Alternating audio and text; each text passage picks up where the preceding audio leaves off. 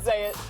Stop that shimmying. Turnovers for you guys tonight, and is that one of the biggest things that got y'all out of sorts in that first half? Yeah, and that's all on me. I gotta be better at taking care of the ball and just doing a better job of just at least getting us a shot. And 9 turnovers is way too much, and I gotta do better, and I will be better next game. So definitely a big reason. Just kind of what's the mindset of the team now, getting to go back home? Obviously, y'all been one-on-one in pretty much every series so far. Yeah.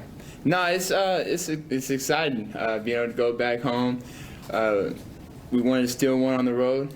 We did that, and so now to go home, play in front of our fans. In the Eastern Conference Finals, it's going to be loud. It's going to be a lot of people there. It's going to be fun. I'm looking forward to just going out there, having fun, and playing in front of all our Atlanta fans. Chris, what do you feel like Milwaukee did differently tonight in regards to defending you? They didn't do nothing too much different. They just played more aggressive. It was just more aggressive, and Scott and them allowed more to go tonight. So just got to be better and just be able to respond a lot better. Did it feel like one of those nights where it just wasn't the team's night and it was just going to be one of those nights where you guys get blown out? For sure. Especially as the game continued, we knew how desperate they needed this one. So as the game went on, it felt like they were hitting everything, and we couldn't get a shot to drop, and it was just one of those nights. And sometimes it happens like that. It sucks it happened tonight, but we got to be able to bounce back. Bryce. Hey Trey, Nate talked a little bit about how it felt like Milwaukee showed you guys that there was another level. But as you kind of turn this game to game 3, what did you feel like that you could do differently, maybe in the way that you attack them, whether it was the aggressiveness or? Yeah, it's really just that they were just more aggressive. They didn't really change up too much of their defensive scheme. They were more in on their rollers, so the perimeter is more open, and I just got to make better reads. And I take complete responsibility for what happened tonight. Taking care of the ball is something I got to be better at, and I will be better at it. So it's really just they just upped their physicality tonight, and we got to do the same. One other thing, it did look like they were a lot more aggressive with you, but you only drew 1 foul tonight, which is like the fewest you've drawn this season. I'm not asking you to say anything about the officials, but like, what was it that they were doing to be able to keep away from fouling you while still playing you aggressively? Oh, a lot of it's more about how the refs going to call it that night. It's just how they're gonna let them be aggressive, and they're gonna let them be aggressive, and if they're not, and they're gonna call it the way it's supposed to be. Then it would be different. But sometimes it's called that way, and when they're aggressive and they don't call it, it's nights like tonight happens. Steve with AP. How soon in the game could you figure out they were going to be a lot more aggressive than they did the other night? Was it apparent right from the start, or what kind of sense they were going to get a little different in that regard? I don't know. They were just the beginning of the game. It was just like that. So I don't know how to really answer that question. It was just kind of how the game went, how the flow of the first quarter, first half went, and it's kind of happened like that. Back to Sarah. Trey, just how good was it to see Cam get some minutes out there? Obviously the first time he's played in forever. Yeah, I think that was, to be honest, our only positive thing tonight. Getting to see Cam back and getting to see him on the court was awesome, and he played great. He was aggressive. So that was probably one of, if our only, bright spot tonight. All right, Jelani, take it away. Okay, on the Zoom side, we will begin with Jeff Schultz.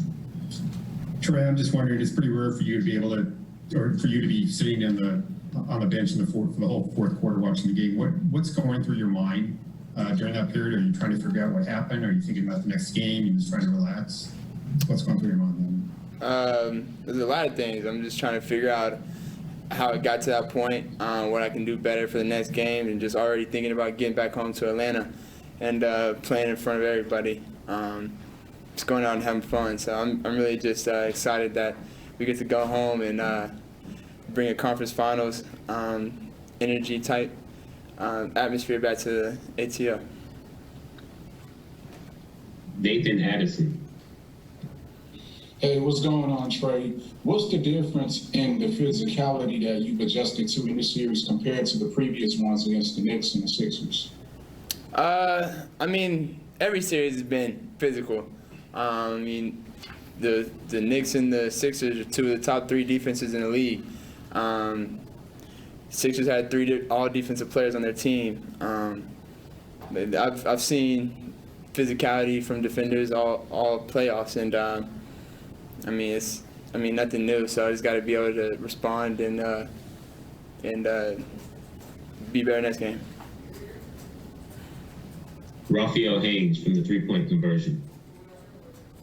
Hey, Trey, after a game like this, what is the morale in the locker room, especially knowing the fact that Nate keeps saying that you all stole one, so you pretty much accomplished what you wanted. So what is the morale after a game like this?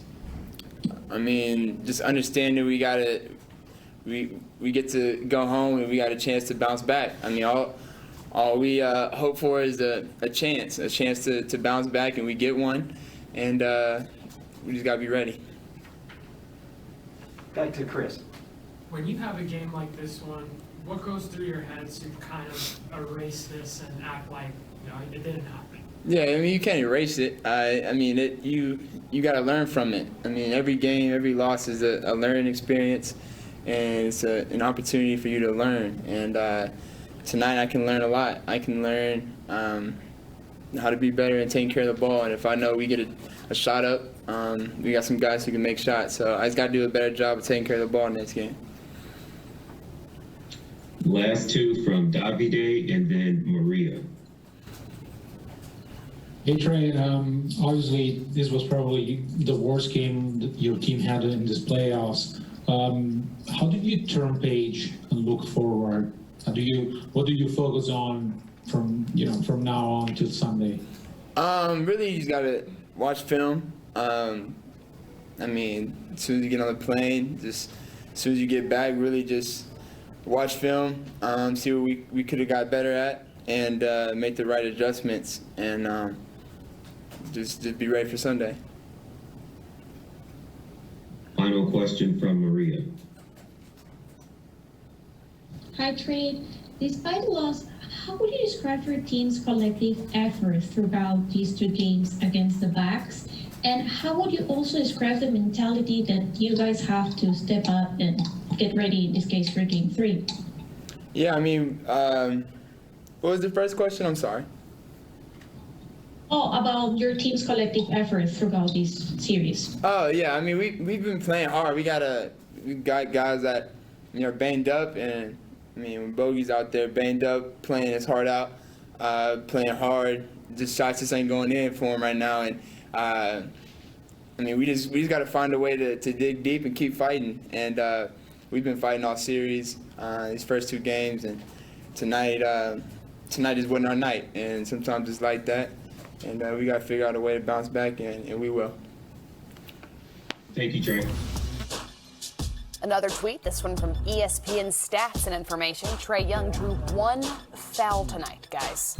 His fewest in any game since November of 2018. Just the 3rd time in his career he drew 0 or, well, just 1 foul.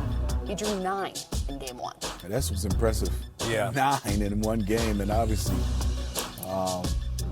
a little different physicality for him. And I think also to Isaiah's point, they didn't let him play downhill. They made him go side to side.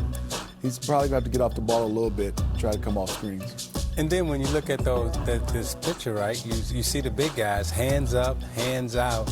Those passing lanes are closed. They're not reaching in. So I give Milwaukee a lot of credit for doing a good defensive job tonight. Well, we're going to take a break, but when we come back, Playoff Central Live continues with player press conferences.